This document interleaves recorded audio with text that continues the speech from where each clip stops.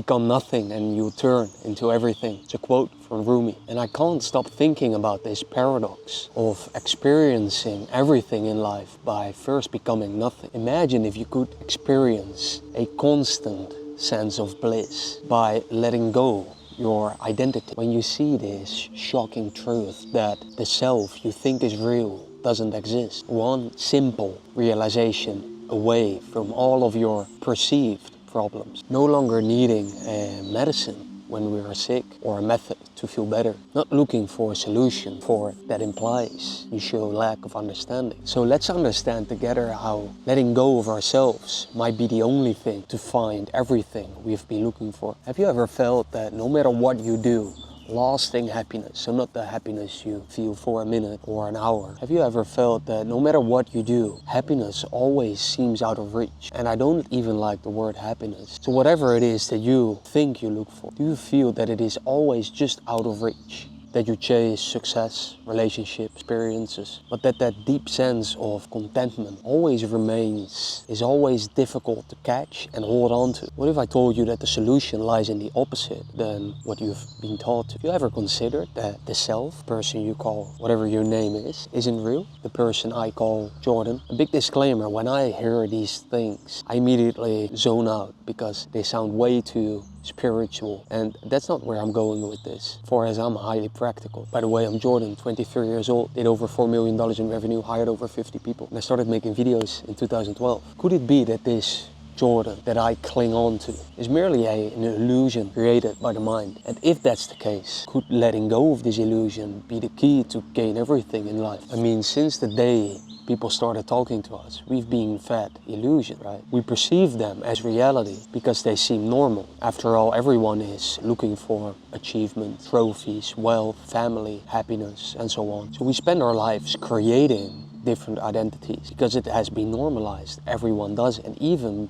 it has been promoted by everyone. I mean, just an example, when you are on a birthday, right, and your uncle comes to you, how are you doing at school? You know, the typical questions. It's everywhere. When you really start to see this, you will start to see that it is everywhere. Well, not everywhere. I wouldn't say it is in nature, where I'm at right now. So it seems like everywhere where there are no people, you cannot find illusions. Don't believe me. Big disclaimer, I'm a conditioned individual just like you. And believing my words to be true and shifting basically your beliefs, exchanging them, that wouldn't do any good for you. So instead, question as you watch this and let it maybe merely be an inspiration to start examining your own life. So do we create ourselves instead of seeing ourselves? I mean, for myself, the successful Jordan, the athlete Jordan, later on maybe the father Jordan, whatever it is. Could it be that we are actually creating the source of all of our problems? I'm not here to give you an answer, I'm just asking the question. When I did for myself, when I explored that question, I saw how many identities I've created for myself and the impact they have. Because,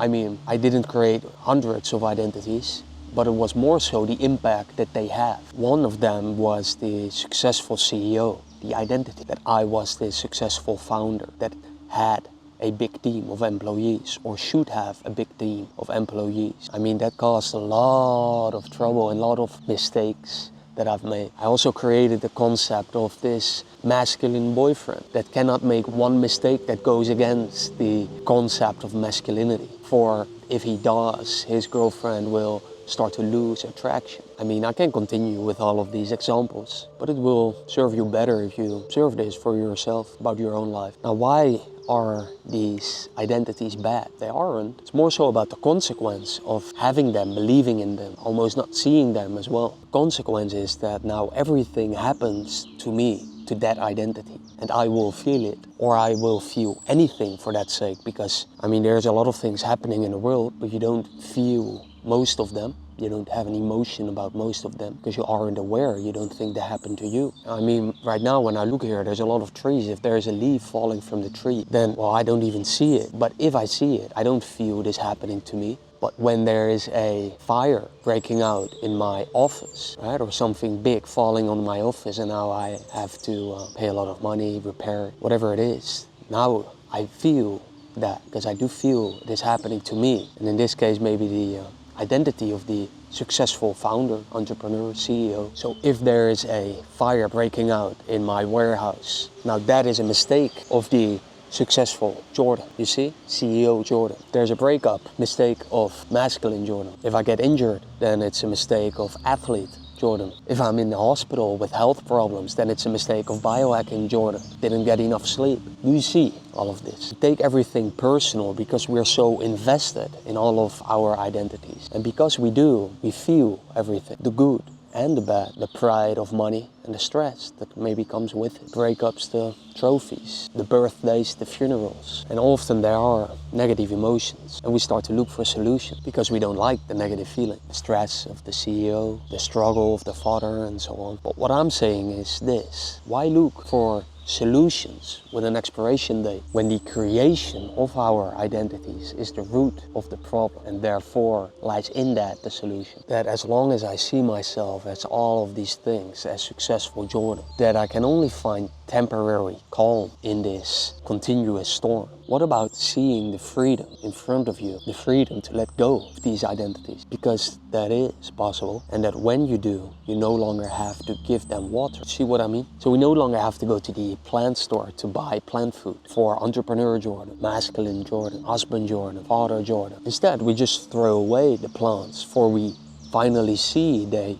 produce toxic oxygen. What if the day you let go of the need to be somebody, you no longer feel the need for happiness because you can feel it in who you are right now? Imagine being reborn every day without memories, without past experience, knowledge. You would look at the trees with completely new eyes, right? You would no longer look at these trees here or whatever it is in your life while seeking confirmation, while comparing it with past memory. You would look at it with completely new eyes. Every day, every second, you would look at it and wonder. I mean, you can do this for yourself, but it's crazy when you start to look at these trees, for example, imagining you didn't know anything about this whole nature and tree thing that you do think you know about trees. I mean, this is not some wishy-washy thing that doesn't hold any practicality. You can actually live this way, or maybe better said, finally live. For as I have constantly let my thoughts control the things I see based on the comparison of the past and thoughts about the future, it has distorted reality. And when I say that, I think about children, and they always ask a lot of questions. Most of them do, right? And they ask, "Daddy, what is that?" And then what if you say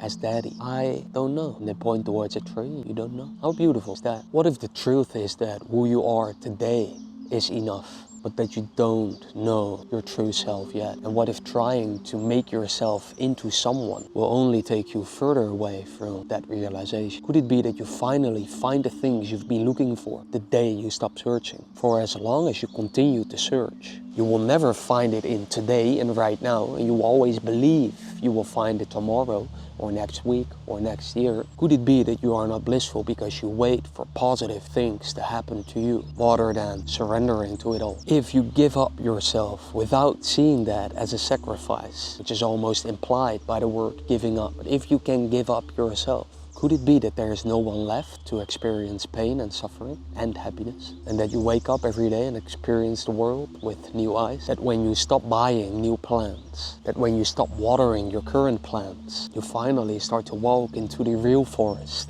outside, which doesn't need your water, you see? That you can finally experience it without anything, without bringing your water, without effort. So you may finally start to see the beauty of it. But there is great comfort in the attachment to your plant. So may you find a way to let go of it, friend. Talk soon. And the serious person may check the show notes. And to the unserious one, here's my poem that summarizes the essence of my message.